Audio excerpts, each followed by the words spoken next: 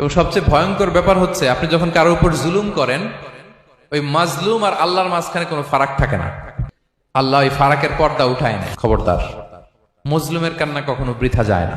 জীবনের কোনো না কোনো সময়ে এর প্রায়শ্চিত্ত আপনাকে করতে হবে। আমাদের পার্শ্ববর্তী দেশে ভারতে মুসলিমদের গো রক্ষার নামে মুসলিমদের রাস্তায় পিটায় হত্যা করা হচ্ছে। কারো বাসায় গরুর মাংস আছে এই কথা বলে ঘর থেকে পিটা এনে গণপ্রতিনিধি হত্যা করা হচ্ছে। ইভেন এখনো বিজেপির অনেক নেতা তারা বলতেছে যে তোমরা পশু কোরবানি করার দরকার নাই, তোমরা পশুর আকৃতিতে কেক বানাও তারপর সেটা কাটো। অর্থাৎ কোরবানির ক্ষেত্রে যে প্রতিবন্ধকতা বা যে বাধা দেওয়ার যে ব্যাপারটা সেটা কিন্তু এখনো চলমান। এই কারণে একদিকে অবশ্যই এটা আমাদের ইবাদত, এটা অবশ্যই আমাদের উৎসবের দিন। নবী সাল্লাল্লাহু আলাইহি ওয়াসাল্লামের হাদিস থেকে আমরা জানি, তিনি বলছেন যে প্রত্যেক জাতির উৎসবের দিন থাকে। আমাদের উৎসবের দিন দুটা, ঈদুল ফিতর এবং ঈদুল আযহা। অবশ্যই এটা আমাদের উৎসবের দিন, এটা আমাদের ইবাদতের দিন, এর সাথে আমাদের দিন এবং ইমানের প্রশ্ন জড়িত। পাশাপাশি এটার সাথে আমাদের এই অঞ্চলে বিশেষ করে হিন্দুস্তানে মুসলিম বঙ্গে এটা আমাদের আত্মপরিচয় এবং আমাদের স্বাধীনতার প্রতীকেও পরিণত হয়েছে।